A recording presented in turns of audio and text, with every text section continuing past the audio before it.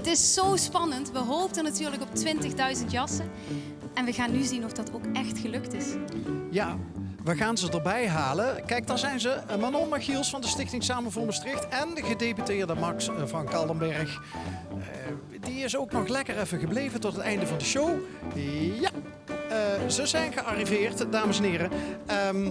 En nu hadden wij dat zo bedacht dat we gaan jassen openritsen. En in elke jas zit een getal. En zo bouwen we langzaam de spanning op.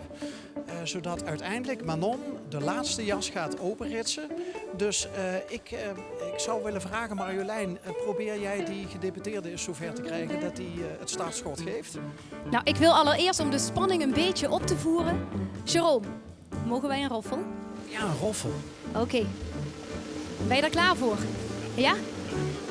Het laatste cijfer. Kleinste jasje, laagste cijfer. Nou, Een 7. 7 jassen hebben we sowieso binnen. Nou, wie een beetje kon optellen tijdens deze show, die weet dat we daar voorbij zijn. Maar hoe ver zijn we daar voorbij? 37. Kijk, we komen ergens. Ja, blijf maar roffelen, Jerome. Een 2. Ja, het wordt een getal van 5 cijfers, eindigend op 237.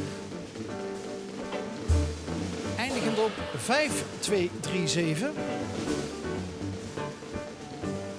Oké, nou, dit zijn al 4 cijfers van de 5.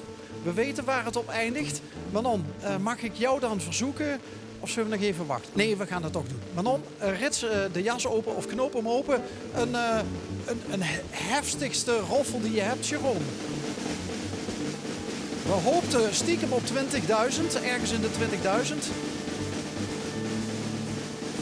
Oeh, goeie genade. 35.237 jassen. Ja. Ik ben er stil van.